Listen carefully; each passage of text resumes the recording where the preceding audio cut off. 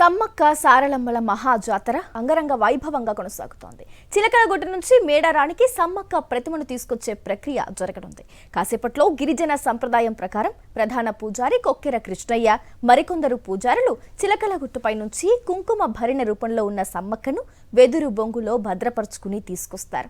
రాత్రి సమ్మక్కను ప్రతిష్ఠించాక భక్తుల మొక్కులు మొదలవుతాయి. నలుగురు వనదేవతలు గద్దెలపై కొలువుదీరడంతో భక్తులు లక్షలాదిగా తరలివచ్చి మొక్కులు చెల్లించుకుంటారు. మేడారం జాతరను ఎన్నిసార్లు చూసినా అక్కడి ఆదివాసీ సంప్రదాయాలతో ఎన్నిసార్లు సహానుభూతి చెందినా తనివి తీరదు. ప్రతిసారి ఏదో ఒక విభిన్నత అనుభవంలోకొచ్చి భావోద్వేగాన్ని కలిగిస్తుంది. తెలంగాణ నేల స్వభావానికి సాంస్కృతిక వైభవ పరంపరకు మేడారం నిలువెత్తు ప్రతీక. మేడారం జాతర 2 ఏళ్లకోసారి జరిగే పండుగ మాత్రమే కాదు, అది ఒక జీవన విధానం. ప్రకృతిలోకి ప్రయాణం చేసి పొందే తాదాత్మ్యత.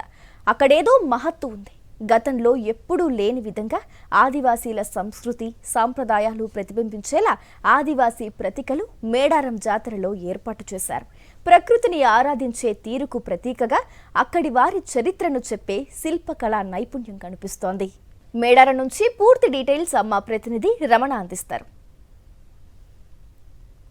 మేడారం మహాజాతరలో ఎన్నడూ లేని విధంగా ఈసారి ఏర్పాట్ల గురించి మనం చెప్పుకోవాలి. ఎందుకంటే మేడారం మహాజాతరలో మనము ఒక ఐలాండ్ ని చూస్తున్నాము. ఆ ఐలాండ్ లో గిరిజన సంస్కృతి సంప్రదాయాలకు సంబంధించి వాటిని ప్రతిబింబించే విధంగా వారి సంస్కృతి సంప్రదాయాలకు ప్రతీకలుగా కొన్ని విగ్రహాలను ఏర్పాటు చేశారు. అంటే పశుపక్షాదులతో పాటుగా వారు ఏ విధంగా ప్రకృతిని పూజిస్తారు అనే దానికి ఇది ఒక సంకేతంగా మనం చెప్పుకోవచ్చు.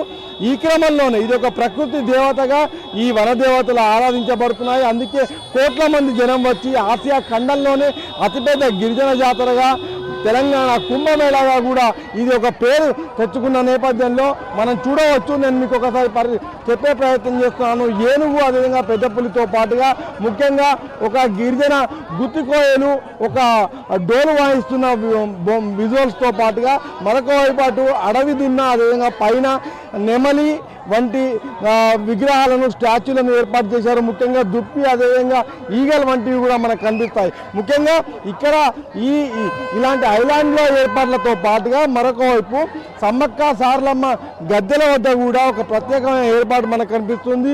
గిరిజనులు ఆరాధించిన సంస్కృతి సంప్రదాయాలకు ప్రతీకలుగా గ్రానైట్ పైన చెక్కించడము, ముఖ్యంగా ఆళ్లగడ్డకు సంబంధించిన శిల్పకారులు దాదాపు 400 మంది కలిసి ఈ మొత్తం ఈసారి మేడారం మహాజాతరకు సంబంధించిన ఏర్పాట్లలో వారి శిల్ప కళా నైపుణ్యాన్ని ప్రదర్శించడం మనం ఇక్కడ చూడవచ్చు.